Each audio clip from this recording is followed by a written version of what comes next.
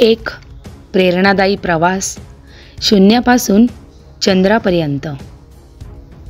18 आणि 19 April 2025 voice of media या राज्यस्तरीय महिला पत्रकार संघटनेद्वारे आयोजित महिला पत्रकारांचं एक ऐतिहासिक अधिवेशन.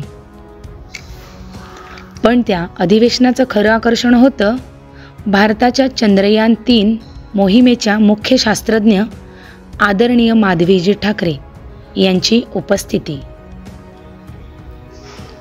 एका तेजस्वी, निस्पृह आणि झुंजार व्यक्तिमत्वाची भेट, ज्यांनी भारताला चंद्रावर पोहोचवण्याच्या प्रवासात निर्णायक भूमिका बजावली.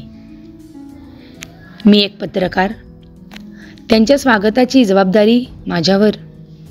त्यांच्या स्वागतासाठी ओझर विमानतळावर उभे होते. हृदयात आनंद, मनात थोडा गोंधळ आणि डोळ्यात अपार आदर.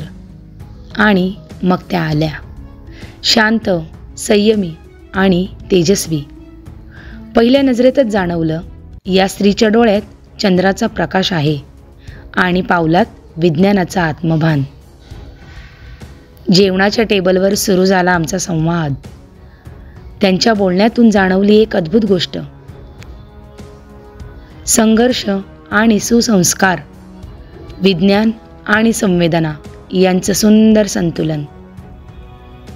त्या म्हणाल्या, प्रत्येक भारतीय स्त्रीमध्ये एक शास्त्रज्ञ लपलेला असतो, फक्त तिला ओळखून संधी द्यायला हवी. त्या एका वाक्याने मन सुन्न झालं. एक ऊर्जा, एक प्रेरणा मनात जागी झाली. अधिवेशन स्थळी सभागृहात त्यांचं भाषण सुरू झालं. ते केवळ विज्ञान नव्हतं, ते होतं जाणीवेचं आवाहन. ते होतं युवा पिढीला दिलेला संदेश. आणि सर्वात महत्त्वाचं ते होतं भारतीय स्त्री शक्तीच्या उभारणीचं प्रतीक.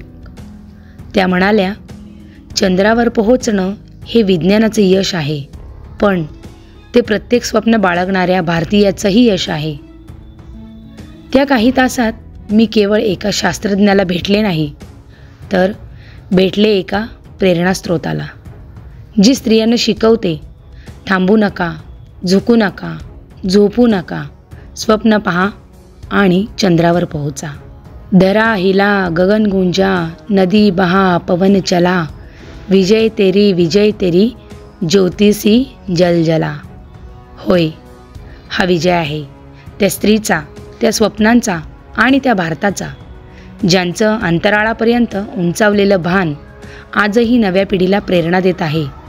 आम्ही सर्वजण इस्रोच्या मागे आहोत. त्या यशात आम्ही सहभागी आहोत.